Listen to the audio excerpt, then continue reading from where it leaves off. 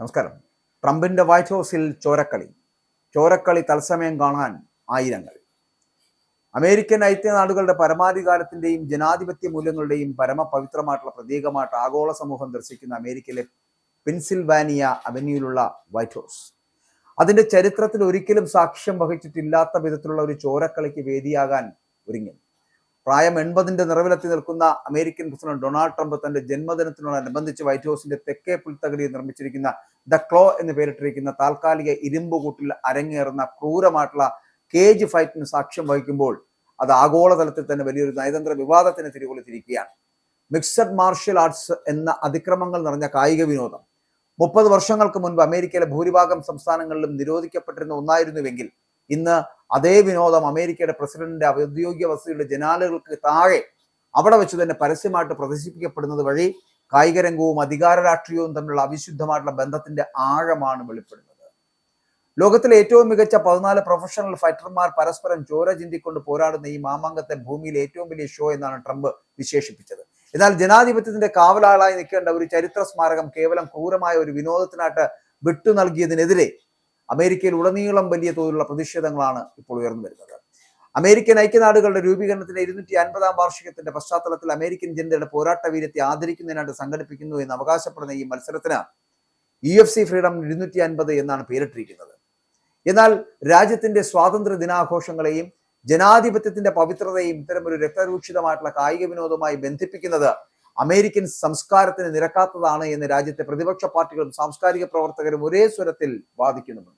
പ്രമുഖ അഴിമതി വിരുദ്ധ നിയമസ്ഥാപനമായിട്ടുള്ള പബ്ലിക് ഇന്റഗ്രിറ്റി പ്രോജക്റ്റ് ഈ പരിപാടിക്കെതിരെ ഫെഡറൽ കോടതിയിൽ ഒരു അടിയന്തര ഹർജി ഫയൽ ചെയ്യുക പോലും ഉണ്ടായി. വൈറ്റ് ഹൗസ് പോലുള്ള ദേശീയ സ്മാരകങ്ങളെ പ്രസിഡന്റും അദ്ദേഹത്തിന്റെ കോർപ്പറേറ്റ് കൂട്ടാളികളും ചേർന്ന് പണം സമ്പാദിക്കുവാനുള്ള ഒരു വാണിജ്യ വേദിയാക്കി മാറ്റുകയാണ് എന്ന് ആ ഹർജിയിൽ അവർ വ്യക്തമായി ആരോപിച്ചിരുന്നു.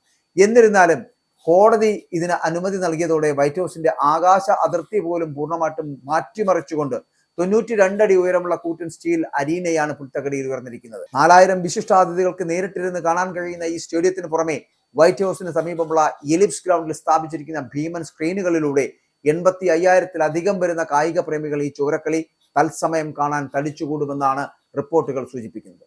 അപ്പോൾ വൈറ്റ് ഹൗസിന്റെ ഓവൽ ഓഫീസിന് തൊട്ടുതാഴെ ഈ അതിക്രമം നടക്കാൻ സാധ്യമാക്കിയതിന് പിന്നിൽ ഡൊണാൾഡ് ട്രംപും UFC പ്രസിഡന്റ് ഡാന വൈറ്റും തമ്മിലുള്ള 25 വർഷം പഴക്കമുള്ള തീവ്രമായ വ്യക്തിബന്ധത്തിന്റെ ഒരു കഥയുണ്ട്. 2001 ഡാന വൈറ്റും അദ്ദേഹത്തിന്റെ പങ്കാളികളും ചേർന്ന് തകർച്ചയുടെ വക്കിലായിരുന്നു. ആ UFC എന്ന സംഘടനയെ വെറും $2 മില്യൺ വിലയ്ക്ക് വാങ്ങുമ്പോൾ അമേരിക്കൻ രാഷ്ട്രീയ ലോകം അതിനെ കടുത്ത ഭാഷയിലാണ് എതിർത്തിരുന്നത്. അന്നത്തെ പ്രമുഖ Republican senator John McCain MMA മത്സരങ്ങളെ മനുഷ്യർ തമ്മിലുള്ള പൂവങ്കോഴിപ്പോര് എന്ന് വിളിച്ചാക്ഷേപിക്കുകയും അതിന്റെ ഫലമായിട്ട് അമേരിക്കയിലെ 36 സംസ്ഥാനങ്ങളിൽ ഈ കായിക വിനോദം പൂർണ്ണമായിട്ട് നിരോധിക്കപ്പെടുകയും ചെയ്തു. ഒരു മുഖ്യധാരാ സ്റ്റേഡിയങ്ങളും തങ്ങൾക്ക് വേദിയൊരുക്കുവാൻ തയ്യാറാകാതിരുന്ന കറുത്ത നാളുകളിൽ അറ്റ്ലാന്റിക് സിറ്റിയിലുള്ള തന്റെ ട്രംപ് താജ്മഹൽ കാസിനോയിൽ ഒരു 2 UFC മത്സരങ്ങൾ നടത്താൻ അനുവാദം നൽകിക്കൊണ്ട് ഡൊണാൾഡ് ട്രംപാണ് തങ്ങളെ രക്ഷിച്ചതെന്ന് ഡാന വൈറ്റ് നന്ദിയോടെ സ്മരിക്കുകയാണ്.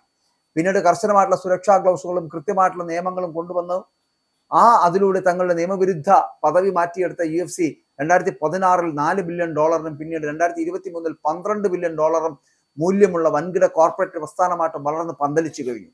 അപ്പോൾ അതിനാൽ തന്നെ ഈ വാരാന്ത്യത്തിൽ വൈറ്റ് ഹൗസിൽ നടക്കുന്ന ചോരക്കളി ഈ 2 വ്യക്തികളുടെയും സാമ്പത്തിക രാഷ്ട്രീയ വളർച്ചയുടെ ഒരു വ്യക്തിപരമായിട്ടുള്ള വിജയ വിളംബരം കൂടിയാണ് എന്നുള്ളതാണ്. അപ്പോൾ ഈ ഭീമൻ കായിക മാമാങ്കം വെറുമൊരു വിനോദോപാധി മാത്രമല്ല, മറിച്ച് വരാനിരിക്കുന്ന തിരഞ്ഞെടുപ്പുകളിൽ യുവാക്കളുടെ വോട്ടുകൾ ഉറപ്പിച്ചു നിർത്തുവാനുള്ള ട്രംപിന്റെ കൃത്യമായിട്ടുള്ള രാഷ്ട്രീയ അജണ്ടയുടെ ഭാഗം കൂടിയാണ്. UFC ആരാധകരിൽ ബഹുഭൂരിപക്ഷവും 30 വയസ്സിൽ താഴെയുള്ള ചെറുപ്പക്കാരായിട്ടുള്ള പുരുഷന്മാരാണ്. കഴിഞ്ഞ തിരഞ്ഞെടുപ്പുകളിൽ ട്രംപിനെ ശക്തമായിട്ട് പിന്തുണച്ചിരുന്ന ഈ വിഭാഗം സമീപകാലത്തെ സർവേകൾ പ്രകാരം അദ്ദേഹത്തിൽ നിന്നും അകന്നു പോകുന്നതായിട്ട് കാണിക്കുന്നുണ്ട്. UFC-യുടെ ഈ പരുക്കൻ കായിക സംസ്കാരം യുവാക്കളിൽ പോസിറ്റീവ് മസ്കുലിനാറ്റി അഥവാ ശക്തമായിട്ടുള്ള പൗരുഷബോധം വളർത്താൻ സഹായിക്കുമെന്നും ഇടതുപക്ഷ പ്രസ്ഥാനങ്ങൾ സമൂഹത്തിലേക്ക് കൊണ്ടുവരുന്ന അതിനെതിരെയുള്ള കടുത്ത മറുപടിയാണ് ഇതെന്നുമാണ് മുൻ ഹോംലാൻഡ് സെക്യൂരിറ്റി വക്താവ് അടക്കം ഇതിനെക്കുറിച്ച് പറയുന്നത്.